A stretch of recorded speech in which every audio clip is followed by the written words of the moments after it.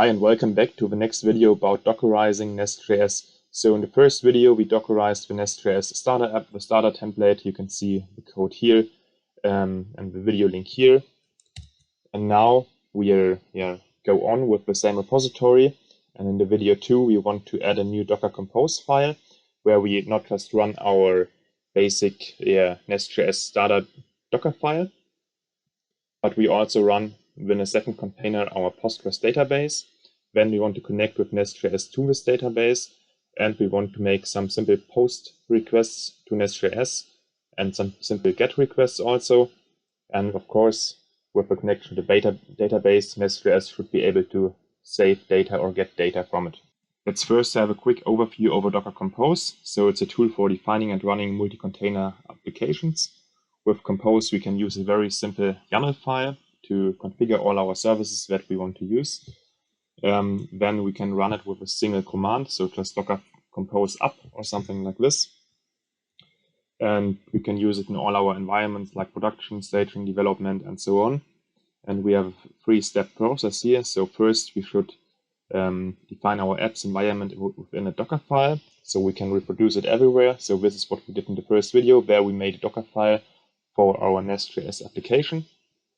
So you can head over to the first video if there's something you want to look at. Then we want to define the services that make our app in Docker Compose YAML, so we can run them together in an isolated environment.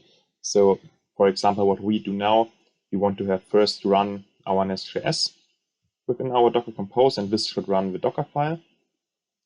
And the second service that we need is the Postgres database.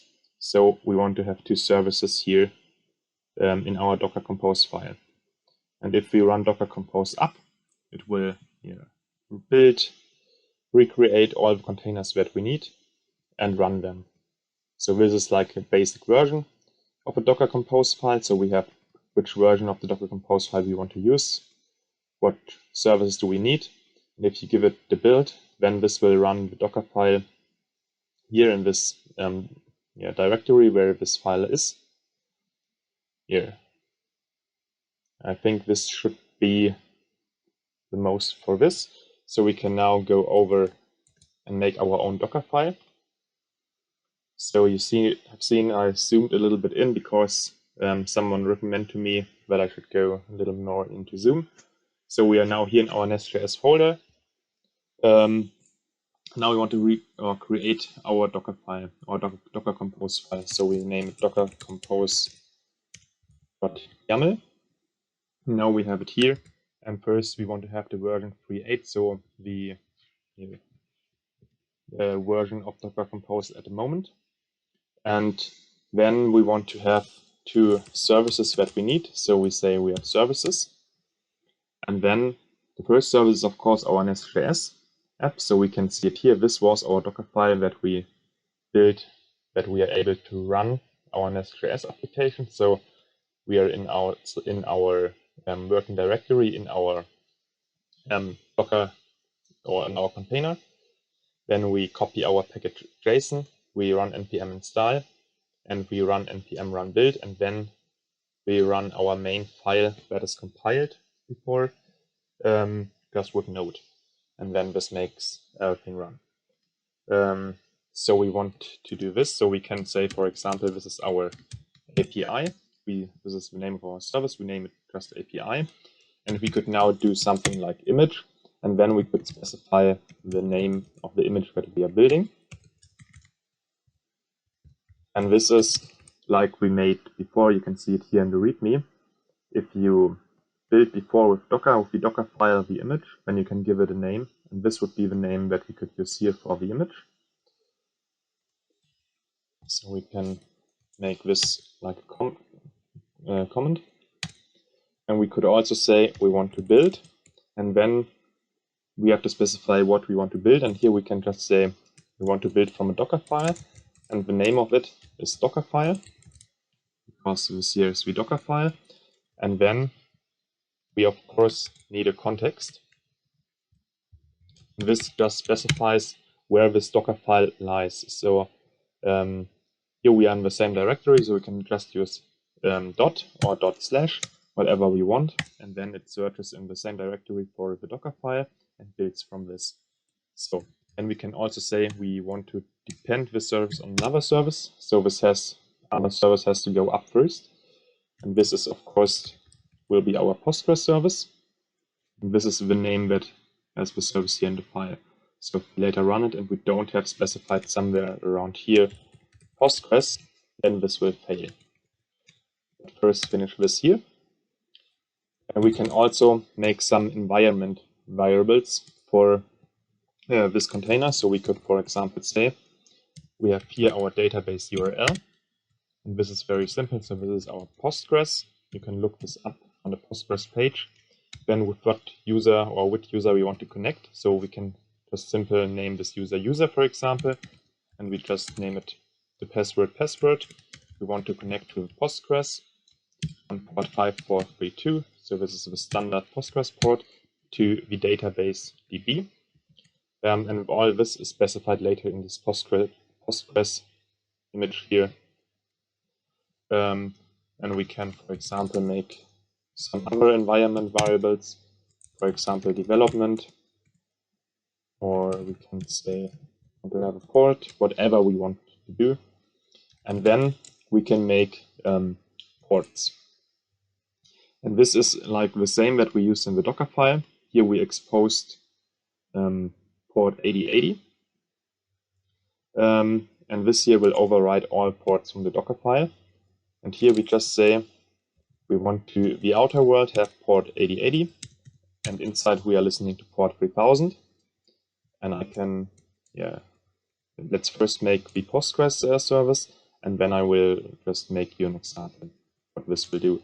So then we have here our Postgres database, and this relies to the image or to an image. And here we can say this goes to Postgres image, and then we specify the version.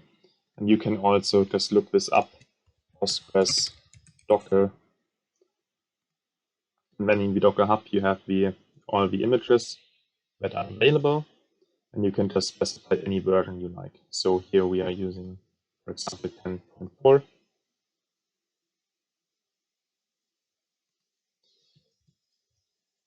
And here we also have the ports mapping.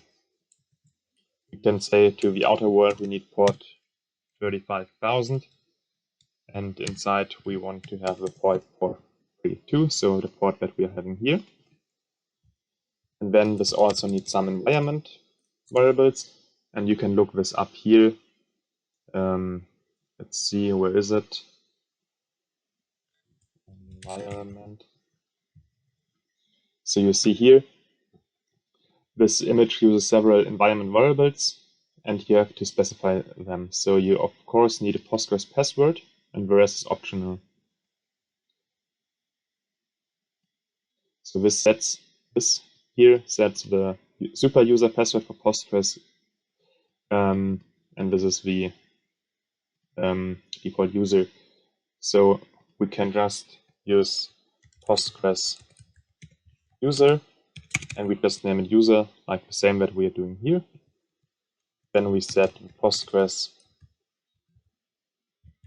password to password, so the same that we are using here. And then we say the Postgres DB will be named DB, so the same here that we are using here. So I will then just draw a little bit about the ports, so that maybe you have an image in your head how it works. So this will be very simple, so we can use the whiteboard here, and I will try to draw as good as I can how it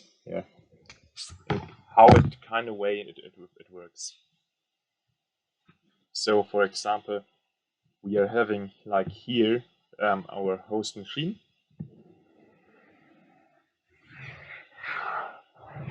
So let's say this here is our host machine, and then inside this, because this is like our desktop, whatever we are running on, we have our Docker environment. So like this is here everything for Docker,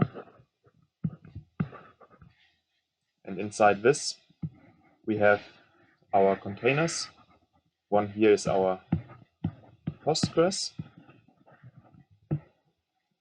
And we have, of course, here our NestJS container. So nestjs.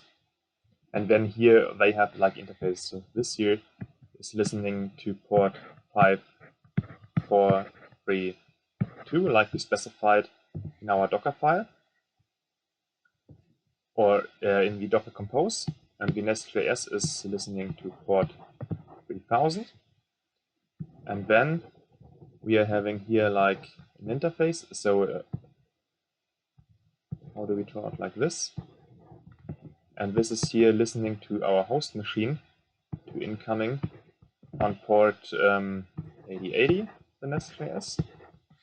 And here, this is listening to, I think we made it 35,000. So we have here also an interface. And this is on port 35,000. And so we are not able from our Docker file, so going directly to this port, this won't work. So this is not possible. So I will remove this. So just to talk with these services here, to Postgres, we always have to go with this port. But inside here, so inside our Docker environment, these services can talk directly. So we are also having here an interface, and we are having here an interface, and so they can talk directly to each other. But if we want to go and talk with NestJS, for example, we have to go over port 8080. This is mapped to port 3000.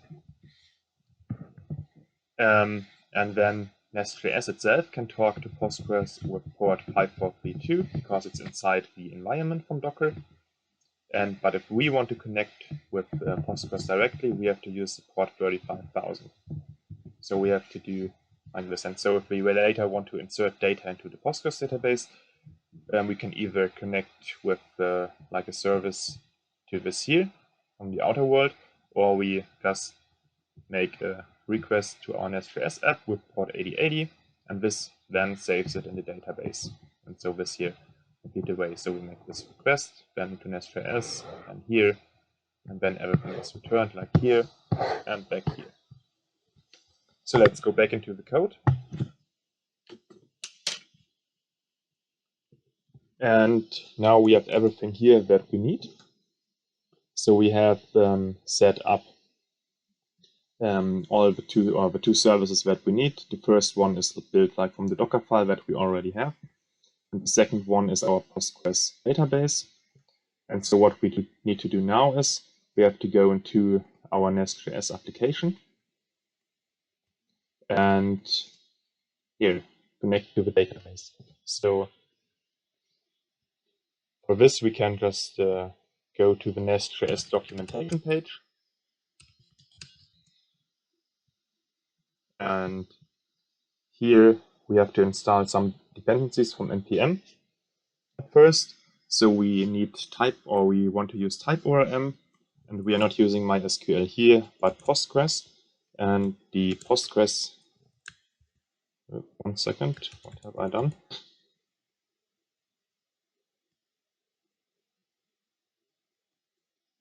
So we want to npm install and save the NestJS TypeOrm package, the TypeOrm package into Postgres. So it's called p3 package, so that we are able to do everything.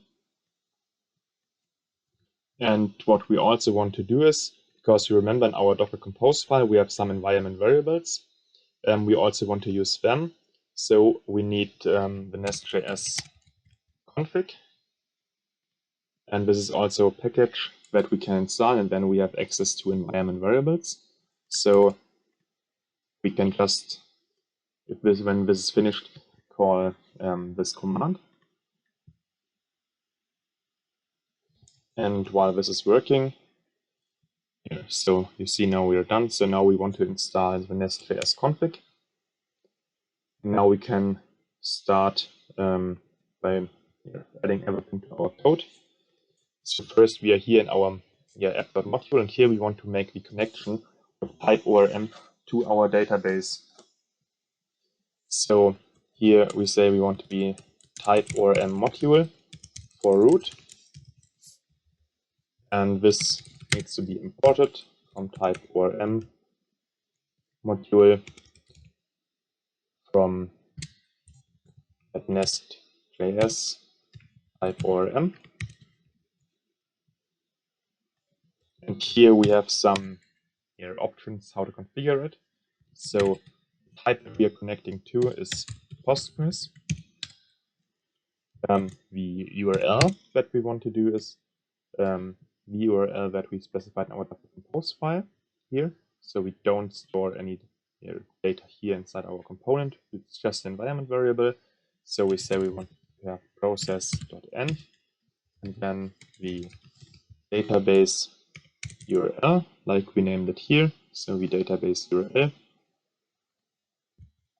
And then just to make it very fast, so we say we want to autoload entities true, and we want to synchronize also true. And to use this process.env, we have to import our config module. We also do this for root. And we want to say this is global, so for all thing that we are doing. And then this should already connect to our database. Now, the second thing that we said at the beginning was that we want to also be able to post and store some data into our database with NestJS. So, for example, we could now generate a new module with NestJS, a user module, and insert users and get users from this. So we can say nest generate module user and make a user module. And the NestJS CLI or schematics will generate this for us. So a basic starting template for this module. Let's give it some time. So now you see we have here imported our user module, and here we have the new folder and the user module.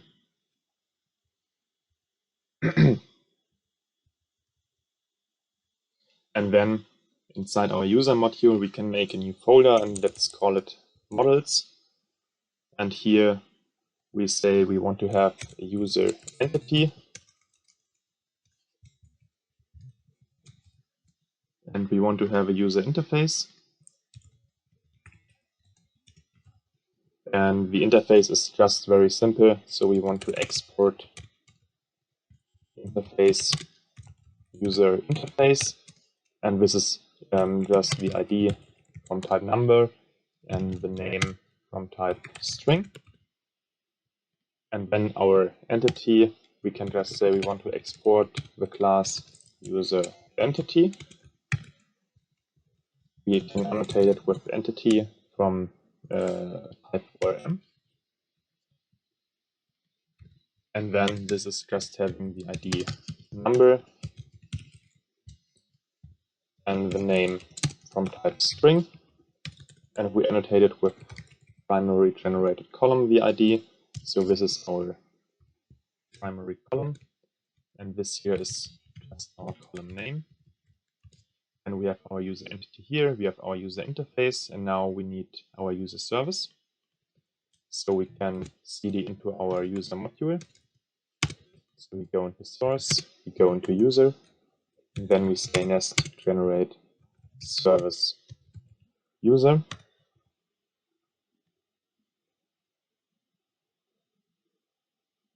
And we have here user, let's just rename it to service.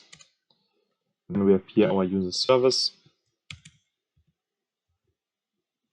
And this needs, of course, a constructor where we inject a repository. And this will be our repository from the user entity. So we say inject repository from NestJS TypeOrm. Here we say this is the user entity. And then we can name it private user repository from type repository from TypeOrm.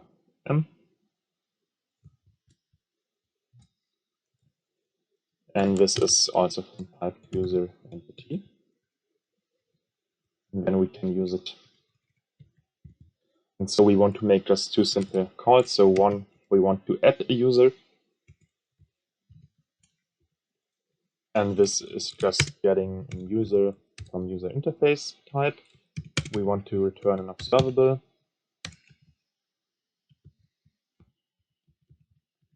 And this should be of type user interface also, so we just make it very simple.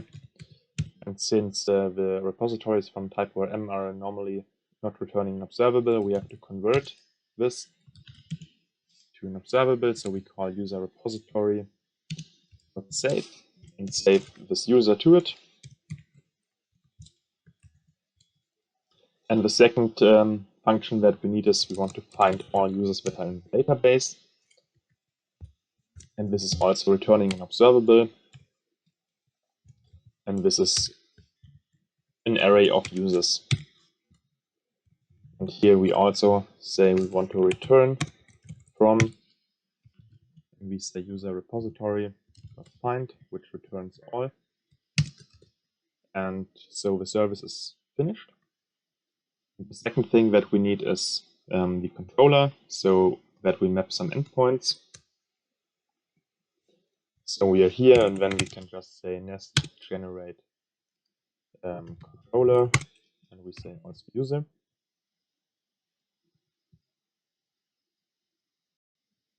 Then you see we have here our user controller. We rename it to controller. Let's close the files here. Save everything. And then go to our controller. And here we also, like before, want just to have our simple endpoints. So first we want to have this controller listening to the endpoint users, not user, because we want to follow patterns. So here we also need a constructor, and here we inject our user service that we wrote before. And here we are having two endpoints. So the first is our post endpoint. So we can annotate it with post from NestJS. And this will also return an observable from the type user interface. Just to make it very fast now. And this gets like something in the body, so a JSON. And this is also user from type user interface. And here we return simple from our user service. Sorry, this user service dot add, and here we give it this user. And the second function that we need is our findAll, so where we want to return all the users that are in the database at the moment. This is a simple GET request, also annotated with GET from NestJS. Here we don't need an input, so we just say it's an observable where we return user interface array. And here we return also our user service.findAll. So this should be all that for us to store some data. But of course, we have here our user model. You see we have our user service, our user controller, and we have to give it our TypeOrm. So we have our TypeOrm module, and now we are going for feature, and we are going for the feature for the user entity. And because we said here, we want to outload entities and so on, we are creating all the tables at the beginning when we connect, and everything should work. So what have we done now? So we have in our docker-compose file, we are running first our API service. So this is our service API. We will build this from the Docker file that we have here. So this is running all our NestJS stuff. We are depending on our Postgres database, and we have some environments variables for this container. So our Postgres connection URL, how to connect to this here. We have here, at the moment, we are not using this. We are having mapped it to the outside port 8080 and the inside port 3000. And the same for Postgres. We are using the official image from Postgres 10.4. We have an outside port and an inside port, and we have some environments variables. as you remember. So here we are on our host machine. Here we have our Docker with our Postgres container running, our NestJS container running. They are inside this Docker environment listening to port 5432 and this to 3000. But if we want to connect from our host machine to this, we can just connect to the outside ports. So for 35,000 and to 8080. So if we want to make later the GET or POST requests to NestJS, we have to make them to this port 8080 here. So let's try to run this.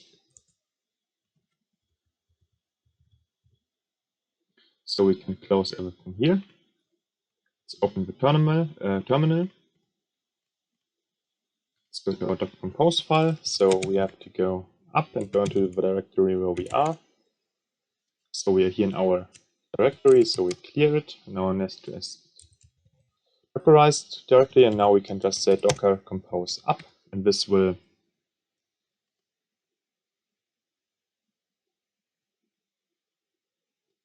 one second, let's see. I think it's missing. Here. So now we are first pulling Postgres because with NestJS we are depending on the Postgres service. So this has to be up first. And now pulling from the Docker Hub, also from Docker Hub here, we are pulling the image for Postgres and extracting it. And now we are running or building our API service. And this is done by doing everything that we specified in the Docker file. So we are in our working directory. We are copying the package JSON. Then we run npm install. So everything that we said here. And then the next step would be an npm run build. So let's see.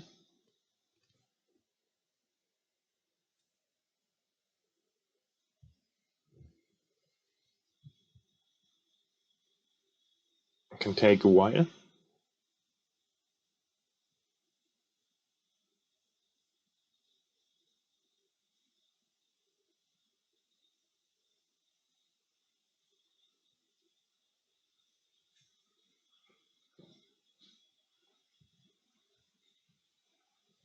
So now you see this is just skipping optional dependencies. So this is here all the code from, all the stuff from the NestJS console.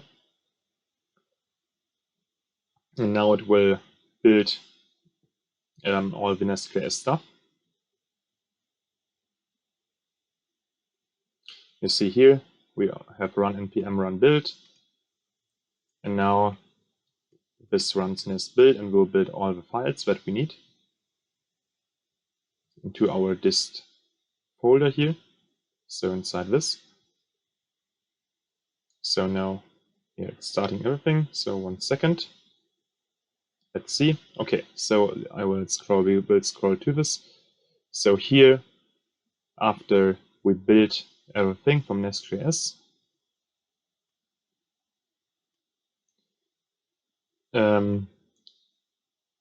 so we build this. Then we have created our nestjs-dockerized. So this is the name from the folder where we are inside. And then the Postgres database. So this here is the Postgres 1. So Postgres is the name that we gave it in our Docker file. And API is also the name that we gave it in our Docker file. And then the 1 is just to prefix it. And then Postgres is starting here, everything, and waiting for a server to connect. You see here. And then NestJS is starting. Can't connect. Then, this is like, not work. Normally it should work correctly. So then Postgres creates the database, creates the role, waiting for a server to connect. And then you can see it here. We connect to the database. So now we can just try to go to this port. So we can go to localhost 8080. And you see hello world. So our Docker container is running. So because you remember, we have now 3 endpoints. So the first one is in our app controller, simple get hello. And the second and the third ones are now in our user controller. So we can go here now for /users. and this returns just an empty JSON. So we can, to fill this, make post requests to this here, to this endpoint, and add a user. So we can do this with Postman. It's just running up here. And then we can here make a simple post request and add one user to our database. So we can make this. So we make a new request. So we enter the URL as http localhost on port 8080. And then if we are on users, we make a get request. This should return an empty array because there are no users in the database. But if we make a post request, and then in the body, because you remember we got here the body, the user object, and we set this to JSON, we can just give it a normal JSON, and we can just say the name, and the first name could be Thomas, because we are just needing the name, because in our entity, the ID is primary generated, so from the database itself or from NestJS, and we just need to give them the name. So when we hit this, then we should get everything okay, created, status code, and I'm having the ID 1. Then we could do something like Oliver, should be created with ID 2. And now we can make another GET request.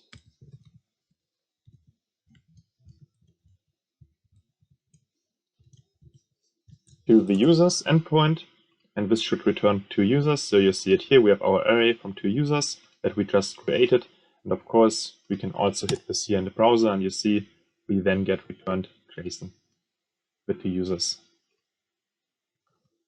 So let's finish up this here. So we can go into our Readme. So we have our start commands for Docker.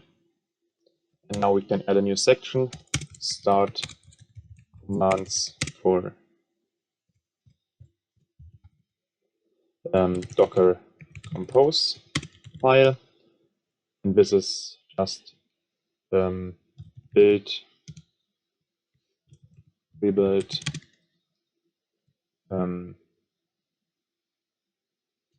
let's see, Docker compose up. What this does, correct? Completely. So build recreates, starts, and attaches. We can just copy and paste for a service. So this command is just docker compose up. So we can save this and then commit everything.